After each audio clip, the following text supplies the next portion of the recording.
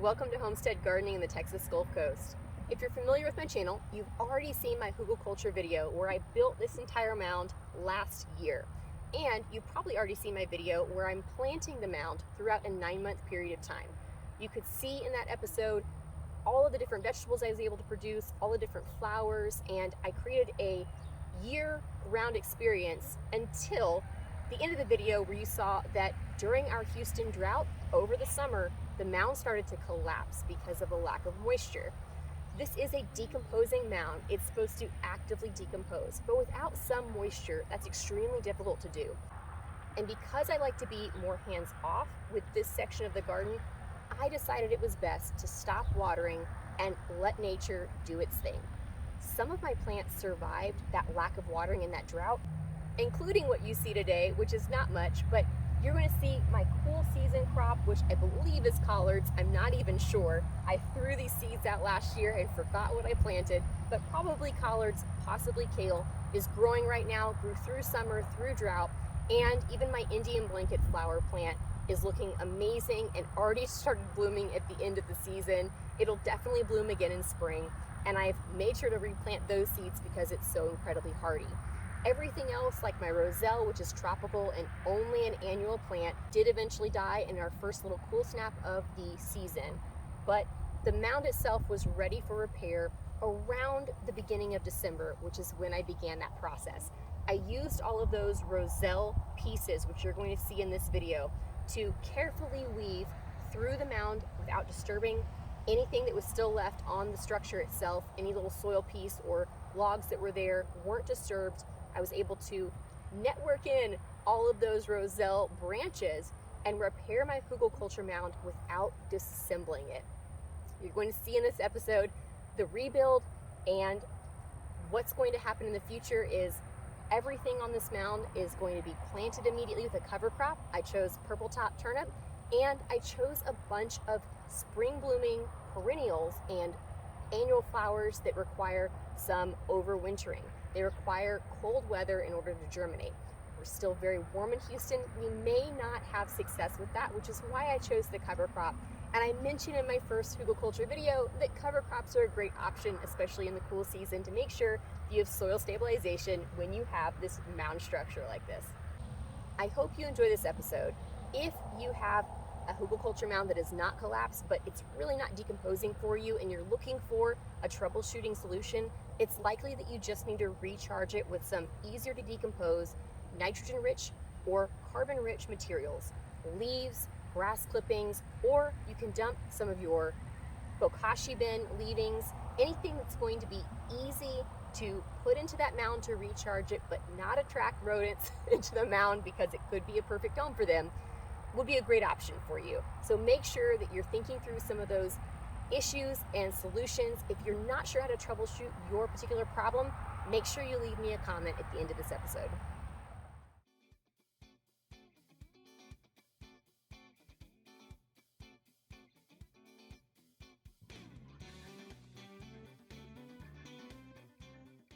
Here is a quick review of the Hügelkultur mound at the end of summer, early fall.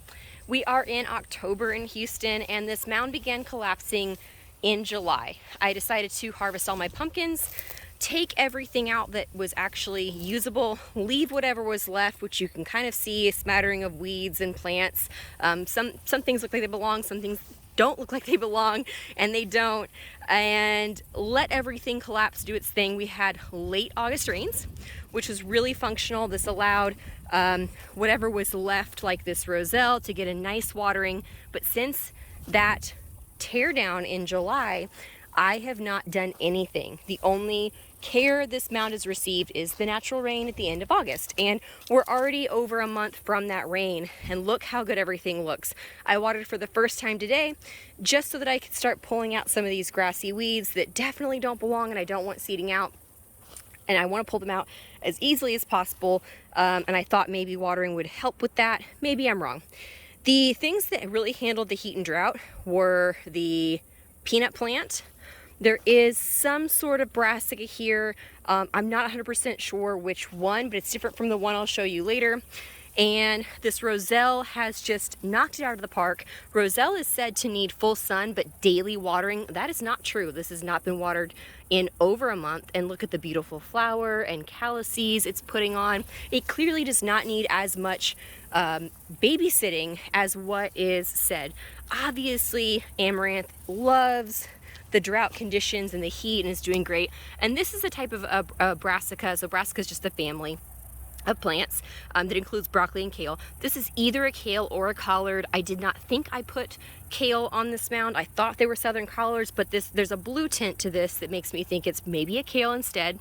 And then of course we have a 4 o'clock, which is tropical. It's not loving the abuse, but it's doing okay. This one's doing a lot better. It gets part shade in the afternoon. And then we have a smattering of weeds that need to get removed, but you can see the entire mound is in collapse. Instead of building the mound up, which the mound was probably, you know, quite a bit taller when it was first built. It was extremely tall, and it's only about a foot high now. Instead of building this up, instead we're going to fill in all the gaps and then just do a little replenishment and have a gentler curvature on this mound so it's easier to plant on and we have a wider space to plant on. And I think that's going to work really well for the coming year and allow the remaining branches and logs underneath this mound to continue to decompose naturally. And by next year, I expect that we're going to have a really lush environment to plant on. Now, in order to do this, I actually have to have materials to fill in all of those gaps. And the best thing for me to do is use materials straight from my 2022 warm season garden that has died back. You can see all of these roselle branches behind me. They're going to be the perfect option to fill in those gaps because of the way I designed my Hügelkultur mound before. I designed it in such a way that it's very, very linear. It'll be so easy to add in all of these branches while they're semi-flexible and they're right at the end of their season.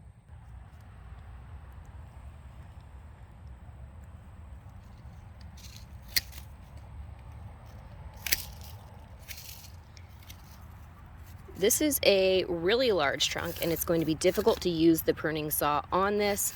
It's really challenging to use the pruning saw so close to the ground, so we may be making more than one cut.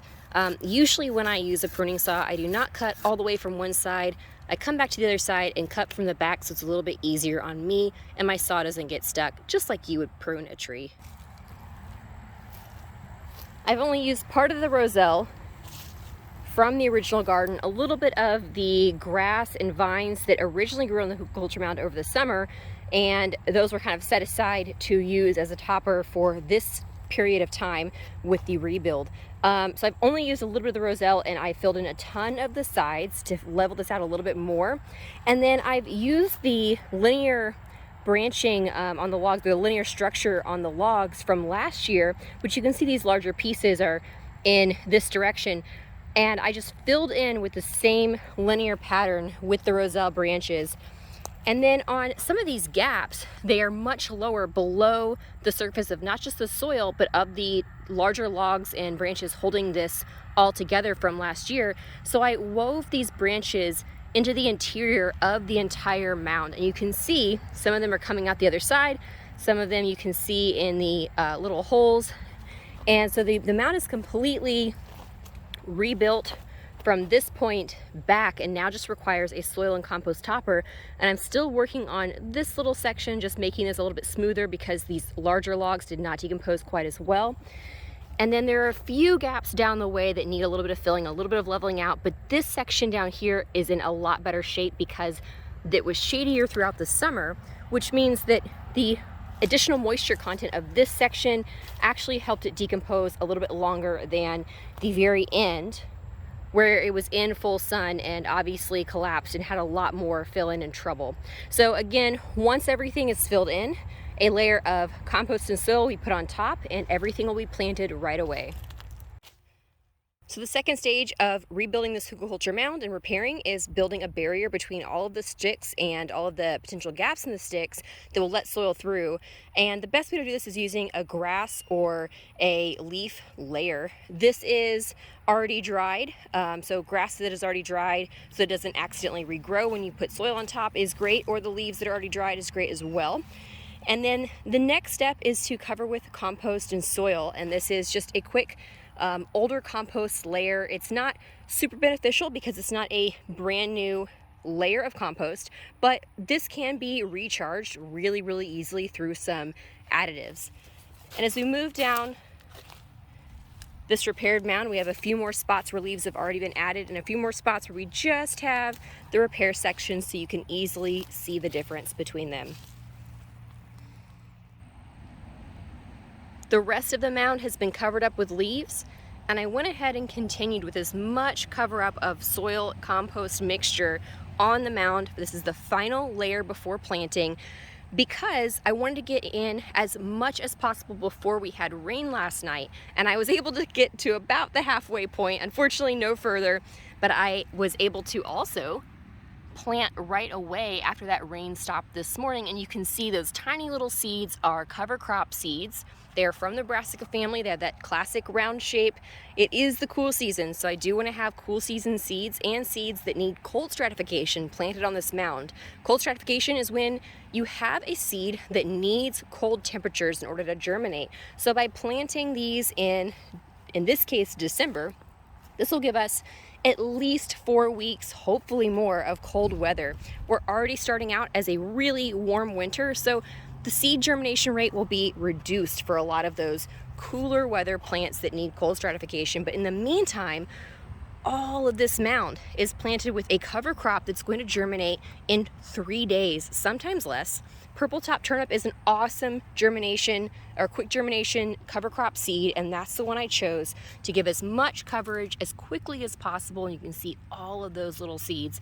Everything else, all of our seasonal planting that's going to flower next spring and into summer, those require that cold stratification, and they're going to take a lot longer before they germinate.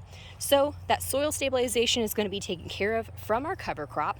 And in the meantime, this will give me a little bit of opportunity to figure out where I have not covered up my leaves completely. As I water in those cover crop seeds, I can go ahead and continue my repair and make sure I am in a great place for next year, that I don't have another collapse. This will all, of course, be covered up as well and seeded over as soon as it's covered up. Hopefully that'll happen in the next couple days. And in the meantime, I hope these leaves don't blow away. It's always important when you're planning these projects that you try to do them as quickly as possible, because sometimes your materials will disappear on you. This turnip green cover crop has been on the Hügelkultur mound for a little over a month, and it looks like the greens are producing extremely well. We don't have a lot of rooting yet, but this is just a cover crop, and I'm using the greens as edible greens. So it's not necessary for this crop to produce a bulb, even though it can. I'm really just trying to stabilize the soil, and what I'm really waiting on are some of my slower to start seeds to take effect, some of my seeds that need to have cold stratification in order to germinate. So I'm just using this cover crop to stabilize soil temporarily, and then I'm waiting on these other little plants to pop up in the spaces in between, so that I can have the real crops that I want, the real greens and the tastier things. This cover crop was started just about a week ago. Same thing, these are also the turnips, but you can see big difference between 1 month of growing and 1 week of growing.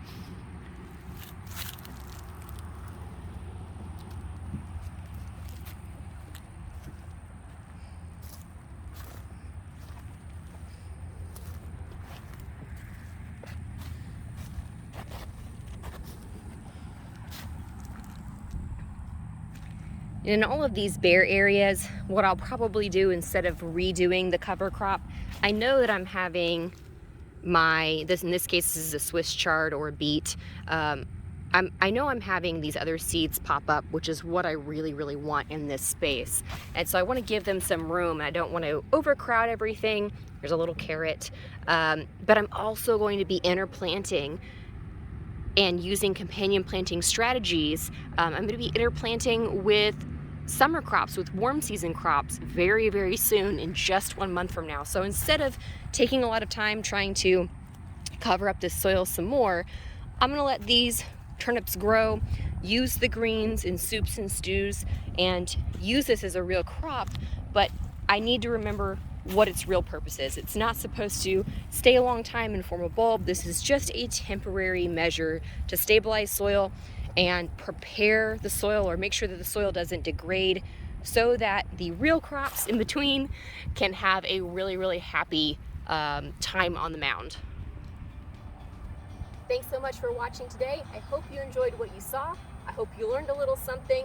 This again is part of a 3-part series in the Hügelkultur mound building, planting, and rebuilding process. So make sure you watch all 3 videos to really understand where this mound came from and where it's going. Make sure you like and subscribe if you liked what you heard, or if you want to see more interesting videos like this.